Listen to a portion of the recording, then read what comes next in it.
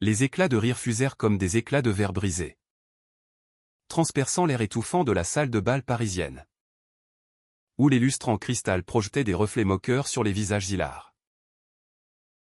Maxime, le dos plaqué contre le mur lambrissé, sentit son cœur se contracter violemment lorsque la voix de Timothée, son amant secret depuis des mois, lança d'un ton théâtral, « Regardez-le. Notre petit rat de bibliothèque. Qui ose se pointer ici comme un poisson hors de l'eau ?» La foule, un tourbillon de costumes sur mesure et de parfums capiteux, se tourna vers lui. Et Maxime, les joues en feu, comprit en un instant que le silence qu'il avait si pieusement gardé sur leur liaison venait d'exploser en un scandale public, le laissant nu, vulnérable, au milieu de cette fête où il n'avait été invité que par pitié. Maxime recula d'un pas, trébuchant presque sur le tapis perçant aux motifs entrelacés, symbole d'une élégance qu'il n'avait jamais pu apprivoiser. La fête battait son plein dans l'hôtel particulier du 16e arrondissement. Un bastion de l'élite parisienne où les fils de banquiers et les héritiers de galeries d'art se pavanaient comme des paons en rut. Il avait hésité des heures devant son miroir craquelé dans son studio exigu du Marais, se demandant si ce smoking emprunté à un ami trop large aux épaules, trop court aux manches ne le trahirait pas plus que son accent provincial. Mais Timothée avait insisté. D'une voix suave au téléphone, « Viens. Mon chéri. Montre-leur que tu es à moi. À moi. » Ces mots avaient été comme un baume sur les doutes de Maxime, un étudiant en littérature comparée à la Sorbonne, dont les journées se déroulaient entre les rayonnages poussiéreux de la bibliothèque Sainte-Geneviève et les nuits solitaires à relire Proust pour y puiser un semblant de grandeur. Pourtant, ce soir-là, tout bascula en un clin d'œil. Timothée, avec ses cheveux châtains impeccablement coiffés et son sourire carnassier qui avait fait chavirer tant de cœurs, se tenait au centre de la pièce, entouré d'une cour d'admirateurs. Il était le golden boy de cette soirée, fils d'un diplomate, étudiant en droit à Sciences Po, et accessoirement, l'homme qui avait initié Maxime à l'amour physique lors d'une soirée pluvieuse, 3 mois plus tôt, dans un café enfumé du quartier latin. Leur relation avait été un feu follet, des baisers volés dans les allées sombres du Luxembourg, des murmures d'éternité sous les draps froissés d'un hôtel de passe. Mais Timothée avait toujours imposé le secret, pas un mot. Maxime. Paris n'est pas prête pour nous. Et Maxime sera de bibliothèque au regard myope et aux mains tachées d'encre, avait obéi, se contentant des miettes de tendresse qu'on lui jetait. Maintenant, ces miettes se transformaient en poison. Oh, Timothée, tu exagères, gloussa une femme en robe rouge sang. Une perle de la haute société dont le nom échappait à Maxime ou Héloïse ? Émilie ? Emportant sa flûte de champagne à ses lèvres peintes. Mais son rire n'était pas innocent, il portait l'écho d'une complicité ancienne, d'un flirt que Maxime avait soupçonné mais jamais confronté. Timothée, feignant l'ivresse, s'approcha de lui. Un bras passé autour des épaules d'un jeune homme blond. Un mannequin en herbe dont les yeux verts lançaient des flèches empoisonnées. Allez. Maxime. Raconte-leur comment tu passes tes soirées, à caresser des vieux bouquins au lieu d'eux. Décor vivant. La salle explosa en un chœur de rire. Et Maxime sentit une nausée monter. Un mélange de honte et de rage qui lui nouait la gorge. Il voulut répondre. Trouver une réplique acérée sortie tout droit d'un roman de Balzac. Mais les mots se coincèrent. Comme toujours. Au lieu de cela, il pivota sur ses talons et traversa la foule en bousculant un serveur, ignorant les regards curieux qui le suivaient comme des projecteurs. Dehors, la nuit parisienne l'accueillit avec sa brume automnale. Les lumières des réverbères dansant sur les pavés humides de l'avenue Foch. Maxime s'effondra sur un banc. Le cœur battant la chamade. Et sortit son téléphone d'une main tremblante. Un message de Timothée clignotait déjà, c'était pour rire. Mon raton. Reviens. Pour rire. Ces 3 mots étaient une lame qui s'enfonçait plus profondément que l'humiliation publique. Maxime effaça le texto. Puis bloqua le numéro. Un geste impulsif qui le surprit lui-même. Pour la première fois. Le silence qu'il avait si longtemps cultivé se fissurait. Les jours suivants furent un tourbillon de grisaille. Maxime se réfugia dans ses livres. Comme un animal blessé regagnant son terrier. La Sorbonne. Avec ses couloirs voûtés et ses chaises en bois patinées. Devint son sanctuaire. Il dévorait des volumes sur la condition queer dans la littérature française du XXe siècle. Gide. Yourcenar. Et même ces auteurs underground qui osaient nommer l'amour interdit. Mais chaque page ravivait la douleur, l'amour. Dans ses récits. Était souvent une tragédie. Un feu qui consumait sans réchauffer. Timothée l'appelait depuis un numéro inconnu. Laissait des messages vocaux ou sa voix. Autrefois veloutée. Sonnait faux. Suppliante, Maxime. C'était une blague stupide. J'ai bu trop de vin. Pardonne-moi. Maxime effaçait tout. Refusant le pardon facile qui l'aurait ramené dans les filets de cette relation toxique. C'est alors qu'il le rencontra ou plutôt. Qu'il le revit. Louis. Un nom banal pour un homme qui semblait sorti d'un tableau impressionniste, grand. Aux épaules larges sous un pull en laine grise. Avec des yeux noisettes qui pétillaient d'une intelligence discrète. Ils s'étaient croisés une fois. Lors d'un séminaire sur Rimbaud à la bibliothèque François Mitterrand. Louis était doctorant en philosophie. Un breton pur jus avec un accent chantant qui tranchait sur le parisianisme guindé. Tu as l'air d'un poète en exil. Lui avait-il dit ce jour-là. En lui tendant un café tiède. Maxime avait rougi. Marmonné une excuse. Et fui. Mais maintenant. Assis à la même table de lecture. Leurs regards se croisèrent à nouveau. Maxime. C'est ça? Louis posa son stylo. Un sourire timide aux lèvres. J'ai entendu parler d'eux. L'incident à la fête.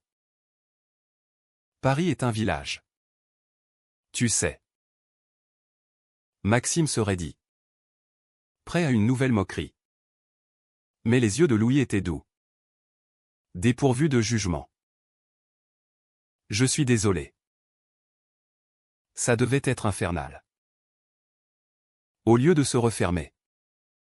Maxime sentit quelque chose céder.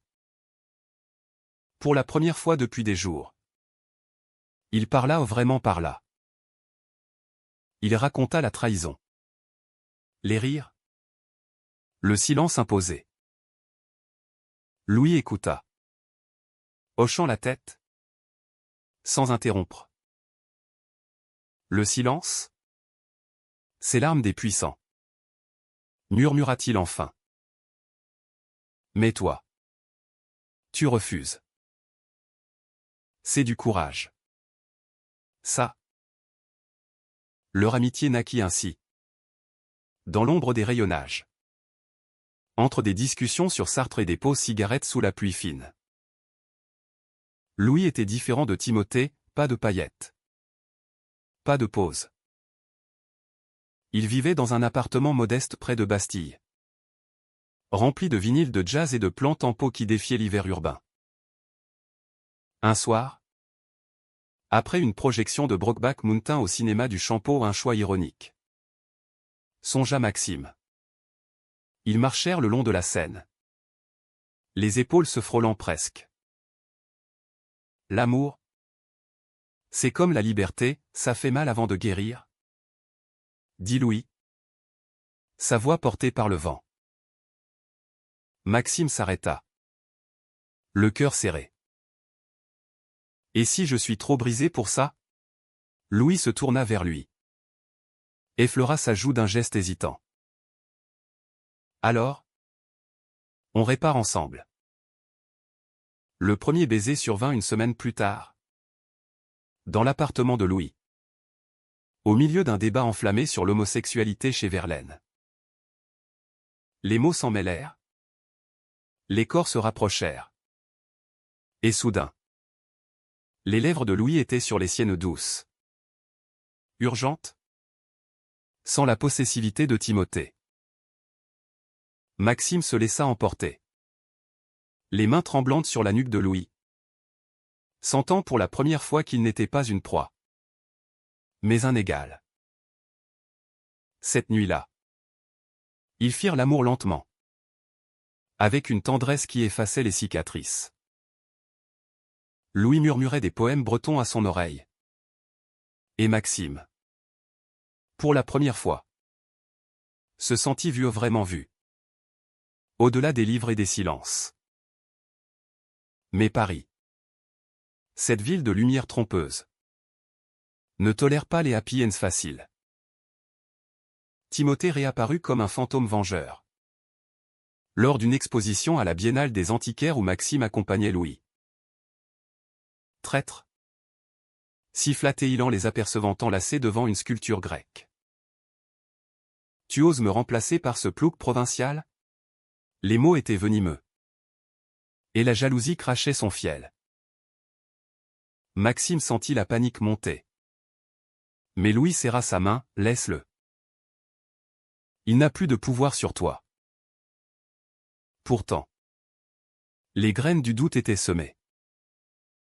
Timothée, avec son réseau tentaculaire, commença à murmurer des rumeurs, Louis n'était pas si pur. Disait-on, il avait un passé trouble. Une ex qui jurait qu'il l'avait trahi pour un autre homme. Maxime, hanté par son propre trauma, commença à douter. Les semaines suivantes furent un balai délicat entre extase et tourment. Avec Louis, Maxime découvrait une intimité nouvelle, des matins paresseux où il lisait à voix haute des extraits de À la recherche du temps perdu. Des promenades main dans la main le long des quais. Défiant les regards obliques des passants. Paris. En cet automne 2025. Bruissé d'un vent de changement, les manifestations pour les droits LGBTQ+ enflammaient les rues. Des arcs-en-ciel flottant aux fenêtres des cafés bobos. Maxime, encouragé par Louis, s'impliqua, il rédigea un article pour le journal étudiant de la Sorbonne. Un témoignage anonyme sur l'humiliation et le refus du silence. Je ne suis plus un rat de bibliothèque, écrivit-il. Je suis un cri. L'article fit sensation. Relayé sur les réseaux sociaux. Et pour la première fois, Maxime se sentit fort, aimé pour sa vulnérabilité. Louis était le pilier de cette renaissance. Originaire de Quiberon, avec ses dunes balayées par l'Atlantique, il portait en lui une rudesse poétique qui contrastait avec l'artifice parisien. Chez moi, l'amour est comme la mer, imprévisible, mais honnête, confiait-il lors de leurs dîners improvisés ou une ratatouille maison arrosée de cidre breton. Il faisait l'amour avec une ferveur qui allait au-delà du physique, c'était une communion d'âme. Où les corps se racontaient des histoires que les mots peinaient à exprimer. Maxime, qui avait toujours vu son corps comme un fardeau trop maigre, trop pâle, apprit à le célébrer sous les caresses expertes de Louis, qui traçait des cartes invisibles sur sa peau avec ses lèvres. Pourtant, l'ombre de Timothée planait. Insidieuse. Il bombardait Maxime de messages anonymes. Des captures d'écran de conversations passées où Louis avouait à un ami commun avoir joué avec des cœurs avant de les briser. Il te ment? Comme je l'ai fait. Les mecs comme nous ne changent pas. Écrivait-il. Maxime, rongé par le doute, confronta Louis un soir pluvieux, dans leur refuge près de la place des Vosges. Dis-moi la vérité. As-tu déjà trahi quelqu'un? Louis pâlit. Ses yeux noisettes s'assombrissant. Oui. Il y a 2 ans. À Rennes. J'ai aimé un homme marié. Et quand il a choisi sa femme, j'ai fui sans un mot. C'était lâche. Maxime sentit son monde vaciller. Était-ce une répétition de son histoire avec Timothée? Ou une leçon pour grandir? Louis ne se défendit pas, il s'ouvrit comme un livre ancien, révélant les failles de son passé, une enfance marquée par un père homophobe. Une coming out douloureux à 18 ans qu'il avait jeté à la rue. Je refuse le silence maintenant. Maxime. Avec toi. Je veux tout dire. Ils pleurèrent ensemble cette nuit-là, enlacés sur le lit défait. Et leur étreinte fut plus profonde. Purgée des mensonges. Maxime choisit de croire non par naïveté, mais par un acte de foi en l'humanité. Ensemble, ils assistèrent à une manif sur les Champs-Élysées. Brandissant des pancartes, « Amour s'enchaîne ». La foule scandait des slogans. Et pour un instant, Maxime se sentit partie d'un tout plus grand que ses peurs. Mais le destin, ce farceur cruel, avait d'autres plans. Timothée, refusant l'oubli, ourdit un plan machiavélique. Lors d'une soirée littéraire à l'Institut de France, où Maxime présentait son article, il surgit avec une preuve, des photos volées de Louis en compagnie d'un ex, datant d'1 mois avant leur rencontre. Regarde. Ton chevalier blanc est un menteur. Siffla-t-il à l'oreille de Maxime, juste avant que la salle ne se remplît. Le doute s'insinua comme un poison lent. Maxime, tremblant sur l'estrade, bafouilla sa lecture, les mots se mélangeant à des larmes contenues. Louis, dans le public, comprit immédiatement, il se leva, traversa l'allée sous les murmures, et prit la main de Maxime. C'est du passé. Crois-moi. La confrontation éclata plus tard, dans un bar enfumé du Marais. Timothée, ivre de rage et de whisky, accusa Louis de vol un vieux larcin d'étudiant. Une bague empruntée et non rendue. Il est toxique. Maxime. Il va te détruire comme il m'a détruit quand on sortait ensemble. Il y a des années. La révélation frappa Maxime comme un coup de tonnerre, Louis et Timothée avaient été amants. Louis avoua. Le visage crispé, c'était bref. Toxique. Il m'a quitté pour son ambition. Et j'ai juré de ne plus regarder en arrière. Timothée ricana, et maintenant? Il te manipule pour se venger de moi. Maxime s'effondra. Le monde tournoyant autour de lui. La trahison n'était pas seulement celle de Timothée, c'était un écheveau de mensonges entrelacés, où l'amour semblait toujours teinté de fiel. Il quitta le bar en titubant, ignorant les appels des 2 hommes. Les jours suivants, il erra comme un fantôme dans Paris, la tour Eiffel. Silhouette solitaire sous la lune. Le lui rappela sa propre insignifiance, les bouquinistes le long de la Seine offraient des volumes jaunis qui parlaient d'amour maudit. Il écrivit des lettres qu'il ne posta jamais à Timothée. Pour exorciser la douleur, à Louis. Pour implorer le pardon. C'est dans cette descente aux enfers que Maxime trouva une alliée inattendue, sa sœur aînée. Claire. Venue de Lyon pour un week-end. Femme pragmatique. Prof de maths au lycée. Elle le traîna dans un brunch dominical au café de Flore, où les intellectuels sirotaient leur café en disséquant le monde. L'amour n'est pas une bibliothèque. Maxime. Tu ne peux pas le ranger sur une étagère et attendre qu'il se révèle. Il faut le vivre. Avec ses épines.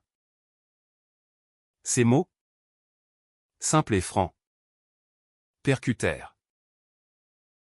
Claire l'emmena ensuite à Montmartre, sur les marches du Sacré-Cœur, où ils parlèrent jusqu'à l'aube. Pour la première fois, Maxime osa nommer sa peur, la peur d'être gay dans un monde qui tolérait mais n'embrassait pas. Renforcé, il contacta Louis. Pas pour une réconciliation immédiate, mais pour une vérité nue. Ils se retrouvèrent dans un parc anonyme, près de la porte de Clignancourt, assis sur un banc mouillé par la rosée. « J'ai besoin de savoir si c'est réel, » dit Maxime, la voix brisée. Louis, les yeux rougis, prit sa main. « C'est plus réel que tout ce que j'ai connu. Timothée est un fantôme, toi. Tu es ma lumière. » Ils s'embrassèrent là, sous les regards indifférents des joggeurs matinaux. Un baiser qui scellait non une fin, mais un nouveau chapitre. L'hiver s'installa sur Paris comme un manteau de velours gris, étouffant les rues d'une brume qui collait à la peau. Maxime et Louis, après leur réconciliation fragile, tentèrent de reconstruire sur des bases solides des thérapies de couple dans un cabinet discret de Belleville, où une psychologue aux accents québécois les guidait à travers les labyrinthes de la confiance. La trahison n'est pas une fatalité, c'est une leçon, disait-elle. Et Maxime, sceptique au début, commença à y croire. Ils adoptèrent des rituels, des dîners aux chandelles avec des recettes tirées de livres de cuisine provençale. Des escapades en train vers la Normandie pour respirer l'air salin qui rappelait à Louis ses racines. Timothée, quant à lui, sombra dans son propre chaos. Exclu d'un cercle social qui murmurait son nom avec dédain. Il multiplia les excès, nuits blanches dans des clubs underground du Sentier, où la drogue effaçait les remords. Un soir, il appela Maxime en pleurs. Sa voix pâteuse, « J'ai tout gâché. Reviens. Je t'en prie. Sans toi, je suis rien. » Maxime, le cœur pincé par une pitié résiduelle, raccrocha doucement. Tu m'as appris à refuser le silence, Timothée. Maintenant, apprends à vivre avec le tien. C'était un adieu. Non haineux, mais libérateur. Avec le printemps, leur amour fleurit. Maxime termina sa thèse sur « L'homosexualité refoulée dans la littérature fin de siècle ». Un travail salué par ses professeurs comme « audacieux et intime ». Louis, de son côté, publia un essai philosophique sur l'éthique queer, dédié à celui qui m'a appris à parler. Ils participèrent ensemble à la marche des fiertés, main dans la main sous un arc-en-ciel géant, scandant « Visibilité ». Maintenant, au milieu d'une marée humaine. Pour Maxime, ce n'était plus une parade, c'était une affirmation. Un refus collectif du silence imposé par des générations de honte. Mais le chaos trao-guettait, tapis dans l'ombre. Timothée, rongé par la jalousie, décida de frapper là où ça faisait le plus mal. Il contacta un tabloïd People, un torchon numérique qui se délectait des scandales des élites. Un article apparut un matin, titré en gras « Le fils de diplomate et le philosophe, un triangle amoureux explosif à Paris ». Les détails étaient crus, photos volées de leur baiser. Spéculation sur des liaisons multiples. Et pire, une allégation diffamatoire contre Louis ou une accusation d'abus. Fabriquée de toutes pièces à partir d'une dispute passée avec son ex. La nouvelle se propagea comme une traînée de poudre, tweets incendiaires. Appels de journalistes. Et même un recteur de la Sorbonne qui convoqua Maxime pour clarifier la situation. Maxime, assis dans son bureau minuscule, sentit le sol se dérober. Louis, blême, lut l'article à voix haute. Sa voix chevrotante, c'est un mensonge éhonté. Mais le mal était fait. Les amis communs se distancèrent. Les invitations se tarirent. Et Maxime, hanté par les échos de sa propre humiliation à la fête, craignit le pire. Et si c'était vrai, murmura-t-il une nuit, lové contre Louis dans leur lit. Et si ton passé nous rattrapait? Louis se redressa. Les yeux flamboyants, mon passé est à moi. Notre présent est à nous. Luttons. Ils contre-attaquèrent avec dignité. Louis porta plainte pour diffamation. Secondé par un avocat militant des droits queer. Maxime, quant à lui, écrivit une réponse publique au nom un démenti rageur. Mais un essai poignant sur la wéaponisation de la trahison dans les communautés LGBTQ+. L'amour gay n'est pas un drame hollywoodien. Y écrivait-il. C'est une lutte quotidienne contre les ombres que nous projetons nous-mêmes. L'essai, publié dans Le Monde, fit l'effet d'une bombe, soutien affluèrent. Des intellectuels signèrent des pétitions. Et même Claire organisa une veillée solidaire à Lyon. Au milieu de la tempête, leur lien se fortifia. Une nuit, après une audience tendue au tribunal, il se réfugie dans un hôtel minuscule près de la place Vendôme. Un cocon de luxe éphémère. Là, sous les draps de soie, ils se donnèrent l'un à l'autre avec une urgence désespérée. Les mains de Louis exploraient Maxime comme un territoire conquis. Effaçant les doutes par des caresses précises, Maxime, en retour, murmurait des promesses contre la peau de son amant, je refuse le silence. Je refuse la peur. Leur orgasme fut un cri libérateur. Un écho à la manif des fiertés. Où le plaisir devenait résistance. Timothée, acculé, craqua enfin. Convoqué par la police pour perquisition des preuves numériques le liées à la fuite des photos. Il s'effondra en confession, je l'aimais trop. J'ai voulu le détruire pour qu'il revienne. Son père, le diplomate, étouffa le scandale en exilant son fils en Suisse pour une cure de repos. Maxime, informé par un appel anonyme, ne ressentit ni triomphe ni vengeance, seulement une tristesse humaine. Il était brisé avant moi. Confia-t-il à Louis lors d'une promenade au jardin des Tuileries, où les fontaines chantaient leur éternel refrain. Le conflit atteint son zénith lors d'une confrontation finale, orchestrée par l'avocat.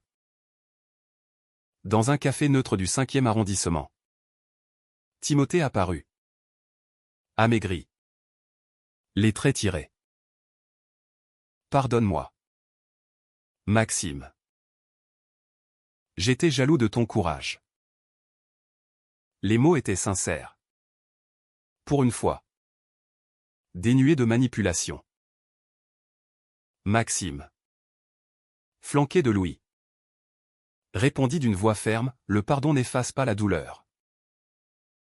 Mais il libère. Va. Et trouve ta propre voie. Timothée partit, tête baissée. Et pour la première fois, Maxime sentit le poids se lever. L'été 2026 enveloppa Paris d'une lumière dorée. transformant les boulevards en scènes de cinéma. Maxime et Louis, victorieux mais marqués, émergèrent de la tourmente plus unis que jamais. L'article diffamatoire fut rétracté. Avec des excuses publiques tonitruantes, Louis fut lavé de tout soupçon. Et leur histoire inspira un podcast viral sur l'amour queer en France. Maxime, promu assistant de recherche à la Sorbonne, commença à donner des conférences sur la résilience émotionnelle dans la littérature LGBTQ+. L'humiliation n'est pas une fin, c'est un prologue, disait-il aux étudiants aux yeux écarquillés. Et Louis, assis au premier rang, souriait avec fierté. Leur vie quotidienne devint un roman à deux voix, des voyages en Bretagne, où Louis initia Maxime aux joies des crêpes au sarrasin face à l'océan déchaîné, des soirées théâtre aux Français, où il disséquait Molière en riant de ses intrigues amoureuses. L'intimité physique évolua. Plus mature, des matinées langoureuses où les corps s'entremêlaient paresseusement. Des explorations sensuelles inspirées de Kama Sutra revisités pour âme moderne.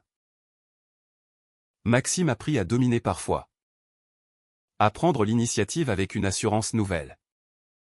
Et Louis, en se soumettant, murmurait « Tu es mon maître des mots et des désirs ». Pourtant, les cicatrices persistaient. Maxime faisait encore des cauchemars où les rires de la fête résonnaient, où Timothée le traînait dans l'abîme. Louis, patient, le réveillait avec des bisous sur les paupières, « Je suis là.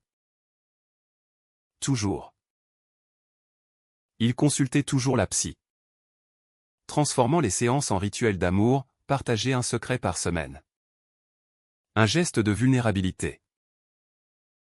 C'est ainsi que Maxime avoua son plus grand rêve, ouvrir une petite librairie queer dans le Marais. Un havre pour les âmes en quête de récits invisibles. Louis, enthousiaste, injecta ses économies d'un job de traducteur, appelons-la le refus du silence. Le projet prit forme lentement. Au fil des mois, ils chinèrent des étagères d'occasion aux puces de Saint-Ouen. Peignirent les murs d'un bleu nuit constellé d'étoiles phosphorescentes. L'inauguration, un soir de septembre pluvieux, attira une foule éclectique, étudiants, militants, même Claire avec son mari et leurs enfants turbulents. Timothée n'apparut pas, des rumeurs le disaient, en thérapie à Genève, écrivant un blog anonyme sur la rédemption. Maxime, en lisant un extrait de son propre roman inachevé ou une histoire d'amour brisée et recousue, sentit les larmes couler. Mais de joie cette fois. Louis, à ses côtés, porta un toast à l'amour qui refuse le silence et trouve sa voie dans la tempête. La librairie devint un phare. Des lectures publiques sur Genet et Foucault attiraient des dizaines de personnes, des ateliers d'écriture permettaient à des jeunes comme Maxime l'avait été de nommer leurs désirs. Une nuit, après la fermeture, alors que la pluie martelait les vitres, Louis et Maxime firent l'amour sur le tapis persan du coin lecture, un acte de célébration, où les livres témoins murmuraient leur approbation. « Tu m'as sauvé », souffla Maxime. Essoufflé. Louis rit doucement, non. Nous nous sommes sauvés mutuellement. Mais la vie, dans sa cruauté poétique, réservait une dernière épreuve. Au printemps suivant, Louis reçut un diagnostic, un lymphome précoce, détecté lors d'un check-up de routine. Le mot « cancer » tomba comme un coup près dans le cabinet médical blanc et aseptisé. Maxime, assis à ses côtés, sentit le monde rétrécir à un point noir. C'est traitable, assura le médecin. Mais les pourcentages aux 80% de rémission sonnaient comme une loterie macabre. Louis, stoïque, serra la main de Maxime, on affronte ça ensemble. Comme tout. Les mois qui suivirent furent un kaléidoscope de chimio. D'espoir et de désespoir. Maxime ferma temporairement la librairie pour veiller au chevet de Louis à l'hôpital Saint-Louis. Lisant à voix haute des nouvelles de Carvet pour distraire de la douleur. Les amis affluèrent, Claire envoya des colis de gâteaux lyonnais, des clients de la librairie postaient des cartes arc-en-ciel. Timothée, apprenant la nouvelle par un ami commun, envoya une lettre manuscrite, « Je ne mérite pas ton pardon. Mais sache que je prie pour lui. Pour vous. » Maxime la lut à Louis. Et ils rirent un rire cathartique, qui dissipa les ombres restantes. Louis lutta avec une férocité bretonne, des séances de traitement où il serrait les dents. Des nuits où Maxime le tenait contre lui, essuyant la sueur fiévreuse. Leur amour se mua en quelque chose de transcendant, des baisers sur les zones chauves naissantes. Des promesses chuchotées dans l'obscurité. Si je pars. Souviens-toi, l'amour ne meurt pas. Il se réincarne. Dit Louis un soir. Les yeux brillants de fièvre. Maxime, le cœur en lambeaux, répondit, tu ne pars pas. On a encore des chapitres à écrire. Le traitement fonctionna. Lentement. Les scanners montrèrent une rémission partielle. Puis complète. Louis, amaigri mais victorieux, sortit de l'hôpital sous un soleil timide de juin. Ils rouvrirent la librairie avec une soirée spéciale, histoire de résilience. Maxime, en présentant Louis au public, déclara, l'amour n'est pas absence de tempête, mais danse sous la pluie. La foule applaudit. Et dans ce moment, Maxime comprit que leur histoire n'était pas hollywoodienne au pas de happy end forcé, mais une humanité brute, tissée de cicatrices et de lumière. L'automne revint. 2 ans après cette nuit fatidique à la fête, et Paris semblait renaître avec lui. La librairie, le refus du silence, prospérait, un éditeur contacta Maxime pour publier son essai, qui devint un best-seller modeste mais influe. Traduit en anglais sous le titre Whisper No More. Louis, remis de sa maladie, reprit ses conférences philosophiques, infusant ses propos d'une sagesse forgée au feu de l'adversité. Ils adoptèrent un chat errant, un félin gris aux yeux verts nommé Rimbaud, qui ronronnait sur les étagères comme un gardien des secrets. Leur relation, affinée par les épreuves, atteignit une maturité profonde. Plus de jeu de pouvoir, juste une égalité tendre, où les désirs étaient exprimés sans phare. Des week-ends à Deauville, où il marchait pieds nus sur la plage, évoquant l'avenir, un mariage civil. Peut-être, quand la loi française l'autoriserait pleinement pour des couples comme eux bien qu'il existât déjà. Il rêvait d'une cérémonie intime, avec Claire comme témoin. Maxime, autrefois le rat timide, s'épanouissait, il animait des ateliers pour jeunes queers, aidant d'autres à briser leur silence. Ton humiliation à la fête? C'était le Big Bang de ta vie, lui dit un jour un participant. Et Maxime sourit, reconnaissant la vérité. Timothée réapparut sporadiquement, comme un écho distant. De Suisse. Il envoya un colis, un premier roman autobiographique. Le fantôme jaloux. Dédié à Maxime, qui m'a appris le pardon. L'histoire y était nue, sa descente, sa thérapie, sa quête de rédemption. Maxime le lut en une nuit, ému malgré tout. Il répondit par une carte, merci. Vis librement. Pas d'amitié renouée, mais une paix humaine. Un fil tendu entre les passés. Un soir d'octobre, Sous un ciel étoilé inhabituel pour Paris. Maxime et Louis fermèrent la librairie tard. Ils s'assirent sur le trottoir. Un pichet de vin rouge entre eux. Et parlèrent de tout, de Proust et de leur première fois. De la trahison et de la guérison. Si je revenais à cette fête? Aujourd'hui? Demanda Maxime. Rêveur. Louis rit, tu l'effraies taire d'un regard. Tu es un lion. Maintenant. Ils s'embrassèrent longuement et remontèrent dans l'appartement au-dessus, où Rimbaud les accueillit d'un miaulement indifférent.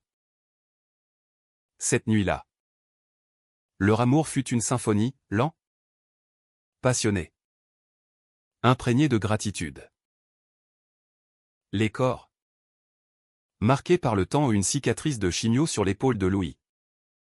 Une pâleur persistante chez Maxime. Se complétaient parfaitement. Dans l'aube naissante, filtrant à travers les rideaux de dentelle, Maxime murmura, je refuse le silence. Pour toujours. Louis, les yeux clos, répondit, et je trouve l'amour. En toi. La vie continua. Imparfaite et belle, des disputes sur le choix des livres à commander. Des rires face aux caprices de Rimbaud. Des voyages où il découvrait d'autres villes queer, Berlin. New York. Avec son énergie américaine qui rappelait à Maxime le MCHTNCM qu'il avait toujours cherché dans les récits. Mais c'est à Paris, cette ville de paradoxes, qu'ils ancrèrent leur histoire, une tapisserie d'émotions cassées achetines. De romances enflammées. De trahisons surmontées. Et d'une humanité profonde qui refusait les fins faciles. Des années plus tard, alors que la librairie fêtait son jubilé, Maxime repensa à ce rat de bibliothèque humilié.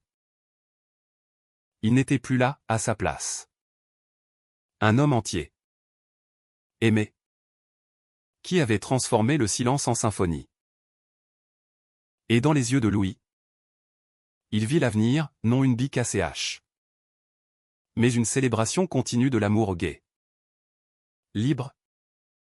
Éternel.